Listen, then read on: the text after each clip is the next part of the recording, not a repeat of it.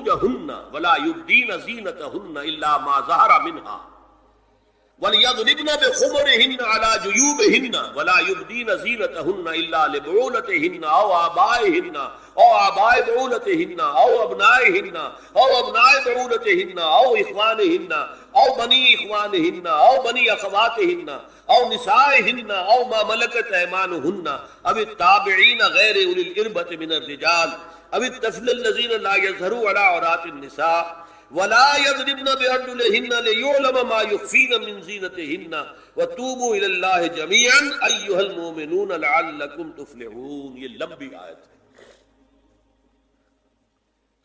اے اہل ایمان، اے نبی کہہ دیجئے اہل ایمان مردوں سے اپنی نگاہیں نیچی رکھا کریں اور اپنی شرمگاہوں کی حفاظت کریں. یہی ان کے لیے زیادہ پاکیزہ عمل ہے. ان اللہ خبیر بما یصنعون، اور جو کچھ وہ کر رہے ہیں اللہ اس سے واقف ہے. وَقُلْ لِلْمُؤْمِنَاتِ يَغْضُضْنَ مِنْ أَبْصَارِهِنَّ، اور مومن عورتوں سے بھی کہہ دیجئے کہ وہ اپنی نگاہیں جو ہیں نیچی رکھا کریں. وَيَحْفَظْنَ فُرُوجَهُنَّ، اپنی شرمگاہوں کی حفاظت کریں. وَلَا يُبْدِينَ زِينَتَهُنَّ إِلَّا مَا ظَهَرَ مِنْهَا، اور اپنی زینت کو ظاہر نہ کیا کریں سوائے اس کے کہ جو بالکل ظاہر ہو جائے، از خود ظاہر ہو. دیکھیے سب سے پہلے میں آپ کو بتا چکا ہوں کہ یہ گھر کے اندر کا پردہ ہے. نگاہیں نیچی رکھنا گھر کے مرد بھی اور گھر کی عورتیں. یہ کیوں کہا گیا؟ آج آپ کے علم میں نہیں ہوگا انسیسٹ کس قدر تیزی سے پھیل رہا ہے مغرب کے اندر. انسیسٹ کہتے ہیں باپ کا اپنی بیٹی سے ملوث ہو جانا، ماں کا اپنے بیٹے سے ملوث ہو جانا، بہن بھائیوں کا آپس میں زناکاری کرنا، یہ انسیسٹ کہنا. اس وقت امریکہ میں سب سے زیادہ جو پریکٹس ہے وہ سائیکیٹرسٹ کی ہے. بڑی فیسیں ہیں، بڑی دوائیں ہیں. جو فارماسیوٹیکل انڈسٹری ہے اس میں بھی سب سے زیادہ فلرشنگ وہ دوائیں ہیں کہ جو ذہنی امراض کی. اور مجھ سے وہاں کئی سائیکیٹرسٹ نے کہا ذہنی امراض کا سب سے بڑا سبب انسیسٹ ہے. بیٹی سے زنا کیا ہے باپ نے، بیٹی کے دل پر جو داغ لگ گیا ہے اس کا دماغی توازن ٹھیک نہیں رہتا. بہن سے زنا کیا بھائی نے، اور یہ نہ سمجھیے کہ آپ کے ہاں نہیں ہو رہا، یہ وبا آ چکی. کہیں آپ نے اخبار میں پڑھا ہوگا بیٹی نے جا کر تھانے میں خبر دی کہ باپ نے میرے ساتھ یہ حرکت کی. یہ ساری چیزیں آج ہو رہی ہیں. اس لیے کہ جب زنا کے جو دوائی ہیں، داعیات ہیں، جو زنا کی ترغیب ہے وہ پھیلی ہوئی ہوگی، عام ہوگی، تو راستے نکالے گی. گھروں میں مرد بھی اپنی نگاہیں نیچی رکھیں. کیا مطلب؟ باپ بھی اپنی بیٹی کو گھور کر نہ دیکھے. بیٹی بیٹی ہے، لڑکی ہے. جوان بھائی بھی اپنی جوان بہن کو گھور کر نہ دیکھے. نگاہیں نیچی رکھیں. یہ نگاہیں نیچی رکھنا بازار میں چلتے ہوئے نہیں ہے. وہ تو سوسائڈ ہو جائے گی، موت آ جائے گی. کوئی گاڑی آپ کو روک دے گی. یہ گھر کے اندر ہے. اور اس لیے ہے کہ بہرحال باپ مرد ہے، بیٹی عورت ہے. میں نے آپ کو فرائڈ کی بات بتا دی ہے. وہ تو کہتا ہی ہے کہ باپ اگر محبت بری نگاہ بیٹی پر ڈالا اس میں سیکس ہے، سیکس کا جذبہ ہے. اگر ماں بیٹے پر محبت بری نگاہ ڈال رہی ہے تو سیکس ہے. ایڈیپس کمپلیکس مشہور ہے اس کا. لیکن اپنی جگہ یہ ہے کہ باپ مرد ہے، بیٹی عورت ہے. بھائی مرد ہے، بہن. لہذا گھروں کے اندر بھی اپنی نگاہوں کو نیچا رکھو. میں آپ کو قول سنا چکا ہوں مولانا فراہی کا. اسلائی صاحب نے کہا جب مولانا فراہی نے مجھ سے یہ کہا کہ اصل میں سورہ احزاب میں گھر کے باہر کا پردہ ہے اور سورہ نور میں گھر کے اندر کا پردہ ہے، تو کہتے میری آنکھیں کھل گئی اور چابی مل گئی، کلید مل گئی ان آیات کو سمجھنے کی، ان کی اصل پس منظر کو، حقیقت کو جاننے کا راستہ کھل گیا. تو یہ جو ہے غض بصر، یہ باہر کے لیے نہیں ہے، یہ گھر کے اندر کے لیے. بیٹی کا آخر جوان ہو رہی ہے، اس کے سینے کے اوپر کچھ ابھار آ رہا ہے، اس کو گھور کر مت نگاہ نیچے۔ قل للمؤمنین یغضوا من ابصارهم ویحفظوا فروجهم ذلک ازکی لهم ان اللہ خبیر بما یصنعون۔ نوٹ کر لیجئے کہ یہ کہاں ہو رہا ہے؟ گھر میں داخلے کے بعد، گھر میں داخلہ اجازت سے، اور داخلہ ہوگا صرف محرموں کا، گھر کے اندر جو ہے وہ نامحرم تو نہیں آئے گا۔ یہ میں آگے بیان کر رہا ہوں۔ وَقُلْ لِلْمُؤْمِنَاتِ يَغْضُضْنَ مِنْ أَبْصَارِهِنَّ وَيَحْفَظْنَ مِنْ فُرُوجِهِنَّ، اور کہہ دیجئے مومن عورتوں سے بھی کہ وہ بھی اپنی نگاہیں جھکا کر رکھیں اور اپنی شرمگاہوں کی حفاظت کریں۔ وَلَا يُبْدِينَ زِينَتَهُنَّ إِلَّا مَا ظَهَرَ مِنْهَا۔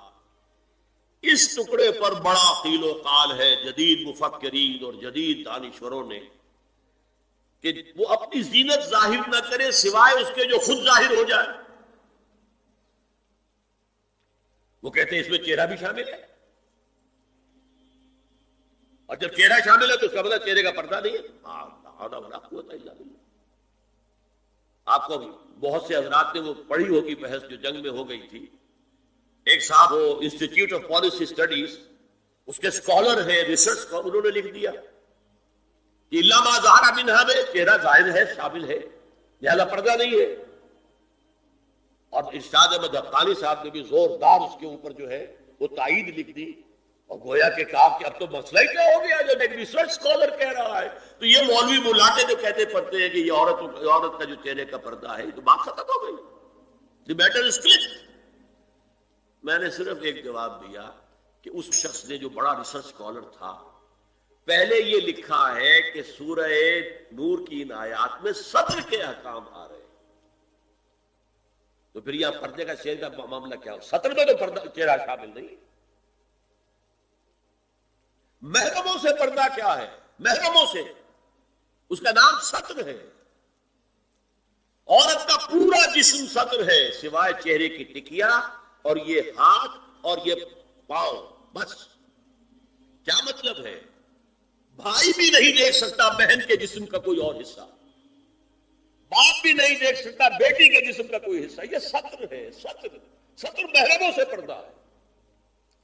اس سے آگے صرف شوہر یا حسب ضرورت طبیب، سرجن، بس یہ محرموں کا پردہ۔ گھر میں عورت رہے گی تو سطر کے ساتھ رہے گی، محرم آئیں گے، چچا اس کا محرم ہے آئے گا، لیکن وہ بھی تو مرد ہے نا، چہرہ تو نہیں ڈھانپے گی اس لیے کہ محرم ہے، لیکن باقی جسم سطر، عورت کا پورا جسم سطر ہے سوائے چہرے کی ٹکیا، بال بھی سطر میں شامل ہے۔ سر پر وہ سکارف جو آج کل بنا ہوا ہے، بہت بڑا مسئلہ، انہوں نے چہرے کو نکال دیا، صرف سکارف سمجھا ہوا، پر حجاب کہتے ہیں، حالانکہ وہ حجاب پورا تو نہ ہوا، وہ صرف ایک حصہ ہے، لیکن ایک حصہ صحیح ہے، سر کے بال جو ہے وہ چھپے ہونے چاہیے، یہ سطر میں شامل ہے۔ چہرے کی ٹکیا ہے جو سطر سے باہر ہے، ہاتھ ہے پونچوں سے باہر، اور پیر ہے ٹخنوں سے نیچے، بس۔ اللہ اللہ۔ تو فرمایا ما ظہر منہا زینتہن میں الا ما ظہر منہا میں کیا کیا چیزیں آ سکتی ہیں؟ دیکھیے، اگر عورت پوری کی پوری برقعے کے اندر ملبوس ہے، چہرے پر بھی نقاب ہے، آنکھوں کے آگے بھی یا جالی ہے یا کوئی چشمہ ہے، تو پھر بھی اس کے حسن کا ایک حصہ وہ ہے جو ظاہر ہے۔ اگر طویل القامت ہے، قد و قامت،